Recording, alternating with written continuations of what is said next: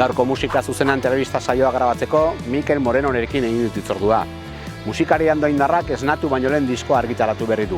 Eta diskoa gertutik ezagutzeko, hemen bildu gara Leitzarango bailarako toki eder honetan. Ixer gaitezen eta ezagutu ezagun diskoa gertutik. Maindire azbiko bilunpean, kordeleku izaten zenean, ez zintu da naintzat hartzen, barka zure iluna barrean itzuleran, kanpaidorreko zortzi deietan, nor izateko harimak ustutzeko. Opa Mikel, Aupa, kojo. hemen elkartu gara hemengo paraje eder honetan, argitaratu duzun disko batei buruz hitz egiteko, esnatu baino lehen izena darama, lehen urtean ikusi zuen argia, eta orain ari zara zuzeneko aurkezpenak egiten, eta momentu ederra iruditu zaigu diskoa murgiltzeko eta zertan zabiltzan jakiteko. Esan bezala, urte batzuk musika munduan jada, baino azkeneko urteetan, zure izenpean, disko berriarekin. Bai, lehenengo goza eskerrik asko gonbidatzearren, eta bai, niretzako da bide berri bat. Esan duzun modun, kautarekin ibilbide bat izan genuen, 19 urtekin hasi ginen, eta horri izan genuen, pixka bat, kontzertun dinamika horretan sartu ginen, eta esperientzia oso politia, baina behin amaitu zenean, 7 urte ostean, atsedenaren ostean, erabaki nuen gogoan nuen ere, pixka bat zerbait bakarrik edo kaleratzeko, eta hementxe nago, disko berri batekin besapean, eta ea, kontzertuk eta ematen hasten nahi zen, eta ematen diren. Aipatu duzun bezala, kautarekin ia 20 urteko musika bidea egin zenuten, 15 gertu, segurazki. Baina disko hau sortzeko ideia pixka sortzen da, beste sortzaile asko bezala, pandemia garaian, hor hartzen duzu berriro gitarra gogoekin, eta hasten zara etxean, zirriborroak osatzen, gerola disko hau osatuko zuten, duten kantuak egiteko. Bai, hala da, 2015ean edo kauta amaitu zenean, momentuz atxeden bat behar nuen, konposaketa aldetik, eta baita ere beste goza batzuk probatu nahi nituen, eta eta pandemiaren asuntuarekin esan duzun modun, etxean ordu asko pasa genituen, eta momentu haietan, nik uste momentua proposa zela konposatzeko gainera pandemik garaien jende asko erabili du sorkuntza lanean eta pixka murgiltzeko eta gauza berriak ateratzeko eta hori bai. Dagoeneko urte batzu badamazkizu musika munduan, kauta taldearekin eman zenituen lehen pausoak, 20 urte inguruko gazte talde bat zineten, eta geroztik musikaren arra barnean mantendu duzu, garai batzutan bestetan baino gehiago, baino berriz ere bazabiltza gauzak sortzen eta kantuak egiten. Bai, oso esperientzi polita bizitu genuen, estiloadetik nik uste garaiarekin joan ginela, 19 urte metala sartu zen, eta hor ibiltze ginen galtza zabalekin, hasi ginen, gero estutu genituen, eta rock estilora, power pop, danetik egin genuen pixka bat, kantu laseak gogorrak ere izan genituen, eta danetik pixka bat oso ibilbide polita eduki genuen, behintzat guraldetik irakurketa bezala, oso gustora geratu ginen, eta ikusten dugu aro bat bezala, 4 disko atera genituen, eta esan bezala oso garai polita edo oroitzapen polita dut. Lehen urrats horiek ezinbestekoak gaur egunean iristeko eta gaur egun zarena izateko, ezagutu duzu zuzeneko emanaldiak, ezagutu dituzu estudioak eta gaur egun sortzaile bezala ere denborarekin garatuz joan zara, Bai, zentzu baten, esaten didatenean, ez berdina den edo ze bilatu duzu beste estiloren bat edo, ni uste dela progresio bat, azkenean adinarekin ere gauzak ikuspuntu aldatzen duzu, beste estilo batzuk entzuten dituzu, eta sortzen ari zaren einen, instrumentuak ere asko egiten du. Kantuak akustika batekin sortu nituen, eta ez ginen bildu lokal batean ere. Naiz eta kautarekin ere, sorkuntza lana hasiera batean, ni neu hasten nintzen, baina gero lokalean asko jazten genuen. Pandemiaren asuntuarengatik egia da, kantuak sorkuntza lanak baita moldaketak egin baten, nik egin nituen, baina gero estiloa eta urtekin ere aldatu da. Esateko beste gauza batzuk dituzulako agian, edo gauzak ezberdin sentitzen dituzulako, orduan horregatik gehien bat. Esnatu baino lehen disko honetan badira Kautarekin antzekotasun batzuk, baino beste norabide musikal bat ere oso argi dago. Mantentzen dira, musikabidean indeko gauz batzuk, baino beste hildo batetik dijoa disko berri hau.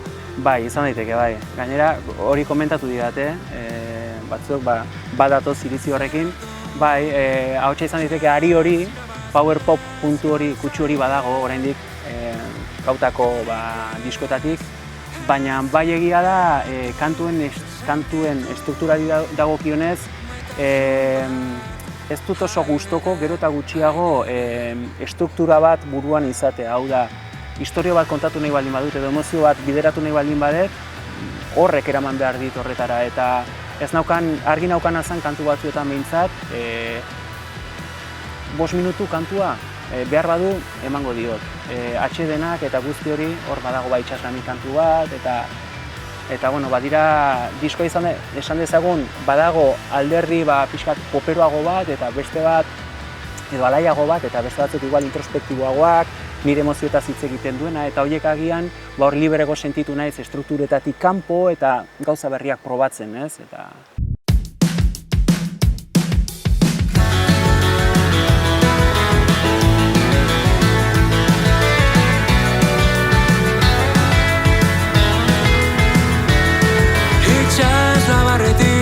Itsasora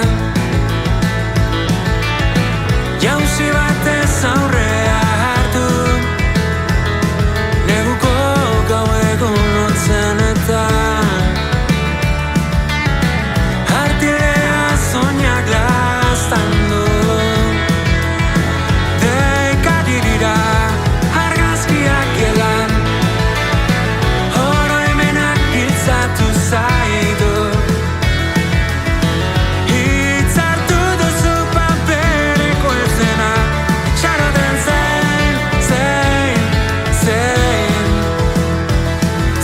Mikel, diskoan 8 kantu barneratu dituzu, denak pandemia garaian sortuak izan dira. Baziren zirriborro gehiago edo 8 kantu hauekin aritu zara beti? 8 kantu. Bueno, ez, 9 izan ziren, baina azkeneko hori ez nuen landu.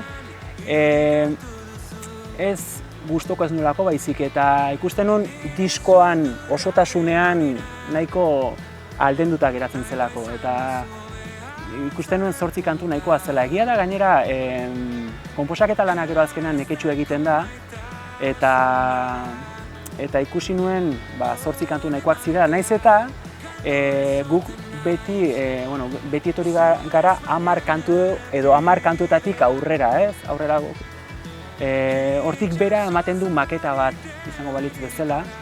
Ni generazio hortakoa naiz, eta gainera gaur egun esan nuen, begira, 8 kantu egiten ditut, horrela ondo ikusten dut, eta generazio berriak datoz, eta gaur egun kantu asko kontsumitzen dira, oso azkar, eta ikusten nuen nahikoa zela. Sorkuntza lana abiatzen duzu gitarra akustikotik eta ahotsetik, ahots melodietatik. Bai, normalean edo egoia beti tarteka ordenagailuan edo sartu ditut base batzuk, edo horrela, baina ez generalean edo riff batetik, edo baina eneko segun eta kantu mota, segun zer esan nahi deten, baina inoiz ez naiz hasten mezu batetik. Normalean melodiatik hasten naiz letratik beharrean, eta hori oso gogorra da ondoren letra egin behar duzunean. Musika egiterako momentuan askatasun guztia dakazu, eta letra sartzen duzu edo melodi moduko bat egiten duzu, hori gero geratzen da, eta metrika guzti hortan lotzea eta zer esan nahi dezun eta hori dena, hori da eromen bat, hori da oso gogorra. Gitarra akustikoa aipatu dugu, tresna bezala, ahots melodiak ere, gero diskoan jantzita jondira kantu batzuk, beste batzuk biluziagoak eta topatu egitezke kantu mota ezberdinak, ez? Power pop kantu batzuk badira, rocka dago, popa dago, beste giro batzuk folkiagoa geratzen dira gitarra akustika horrekin, baina argi zenuen disko hau jantzi bartzela, ez? Zuk egindako melodi horiei jantzi bat jarri behar zitzaiela, ez? Agian pandemia motzago izan balitz, sinpleago izango zen, baina denbora asko eduki dut, eta hori da arriskua. Akustikarekin hasi nintzen, eta hasiera batean nire asmoa kantuak sortu, akustika eta hotsarekin, eta tabernetan edo lokal oso txikietan jotzea zen. Baina gaur egun bi trastorekin etxean estudio bat egin dezakezu. Estudio, ordenagailu bat eta 3 gauzekin maketa bat landu dezakezu. Eta orduan hori egin nuen, grabatu pixka bat eta izu, zergatik hau ez sartu edo bajo bat edo eta bateria jarriko diot eta hau eta beste eta hor egun, horrekin hasi nintzen eta gero ja ezin atera hortik.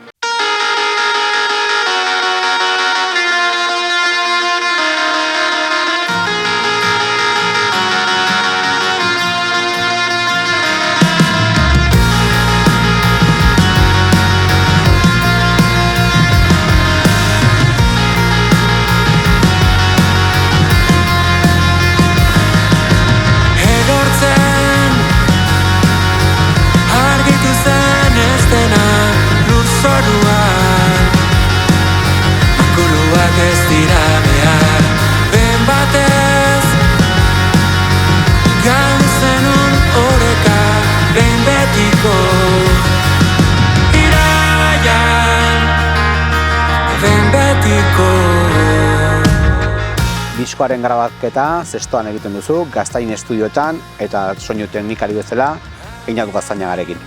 Bai, egia da, beti ezagutzen nuela, baina ez gehiegi eta gogoan naukan berarekin lan egiteko, Einatuekin, eta egia esan gozada bat izan da. Ez berak ditu jakintzeagatik, baizik eta gero berarekin lan egitea oso erresa da.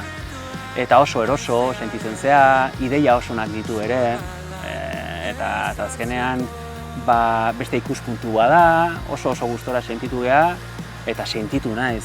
Gainera diskoa grabatzerakoan, hori, kriston musikariekin grabatu dut, eta orduan oso pozik, emaitzarekin, egia esan oso pozik. Kantuak zuk etxean sortzen dituzu, gitarra akustikoa lagun, baina estudioko lanerako musikari talde batez inguratzen zara, aipatu zeintzuk izan dituzun ondoan? Baterian Carlos Arantzegi, askok ezagutuko dezute, kriston bateri jolea, Euskal Herrian asko mugitzen da eta estatu mailan ere.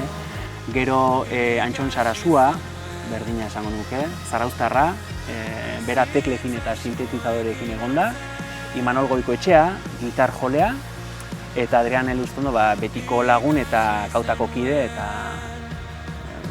hori lehenengo grabazioan.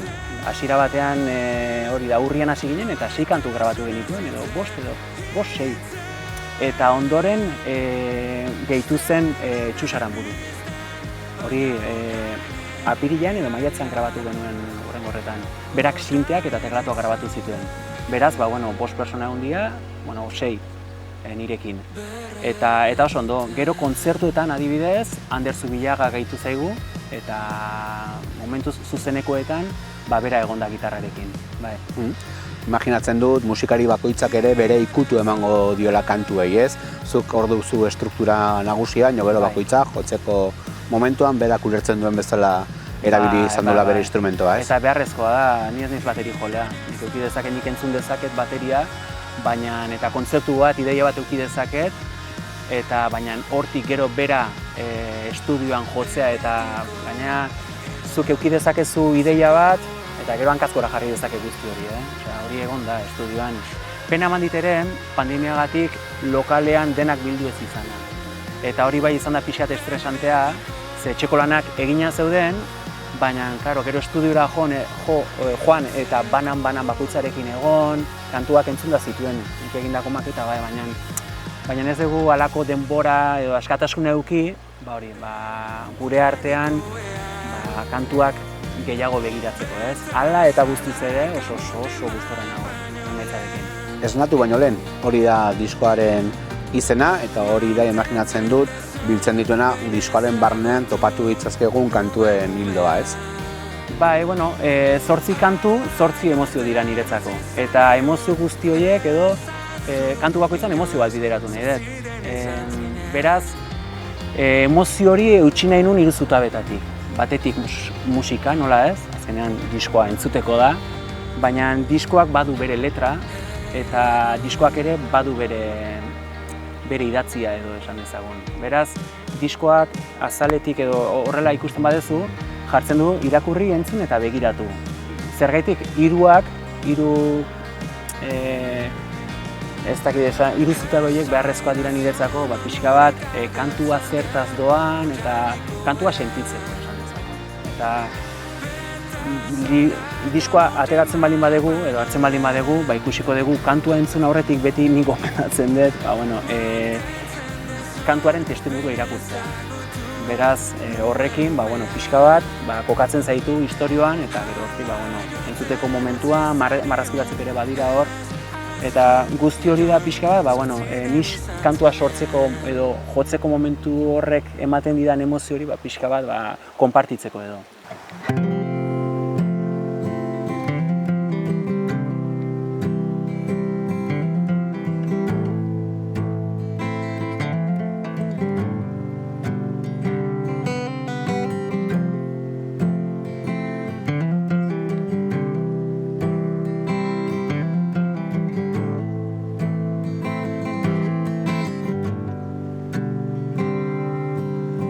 Aldentzen diren hodei batera goratu nahiko nuke baita segundu batez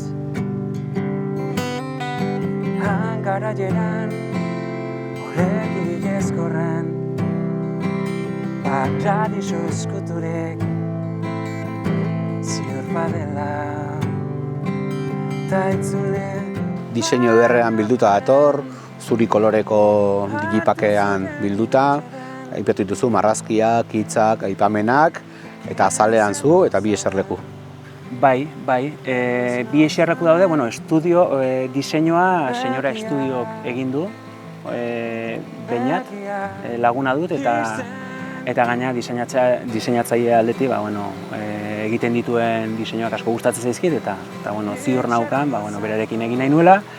Eta ideia, komentatu nionean, hiru zutaben eta guzti hori, berak oso garbi ikusi zuen, eta azkenean, elkarrekin hasi ginen lanean, testu inguru batzuk eskatu zizkidan ere, eta horri bili ginen.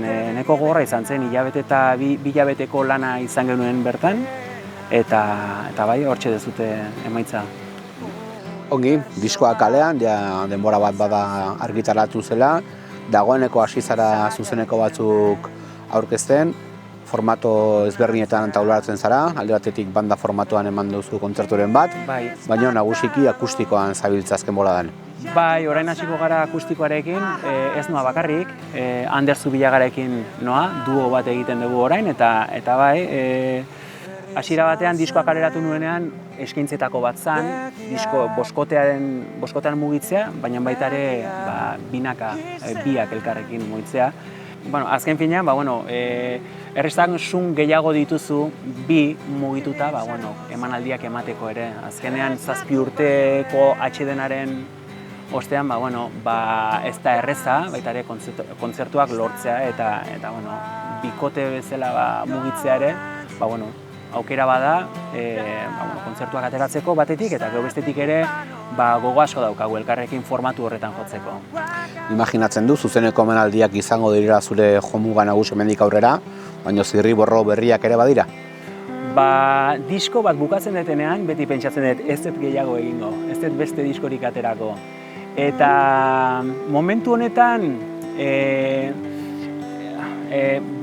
pentsatzen dut aterako detela, baina epea ez dakit. Lehenok hautarekin nuen alako estresa, disko atera, eta hurrengo urtea bira bat egitea, disko atera, 2 urtez behin bintzat atezen genuen. Orain ez dakit, orain gogotsu nago, konposaketa aldetik gogotsu nago, baina beste nire lana dut, eta hau azkenean ez da nire ogibidea. Beraz, nik hau egiten dut pasioagatik.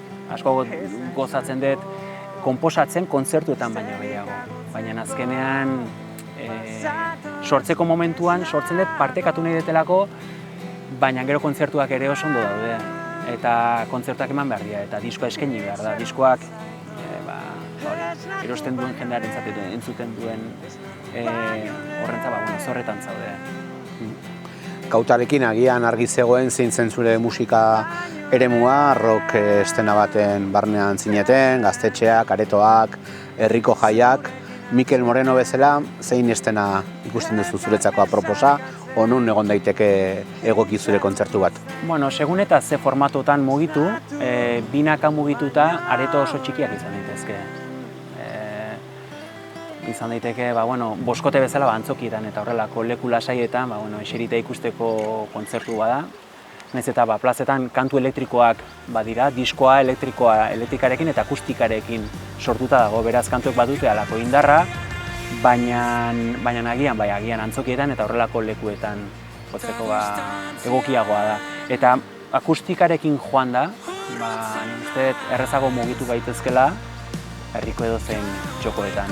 Mikel, Kriston plazer izan da zertan ari zaren jakitea gaur egun, imaginatzen dut, agertokietan ikusiko gara datozen aste eta hilabeteetan, eta luzarako doantza zure musikazaletasuna, ez? Hala den, eskerrik asko, kojo. Eskerrik asko zuri.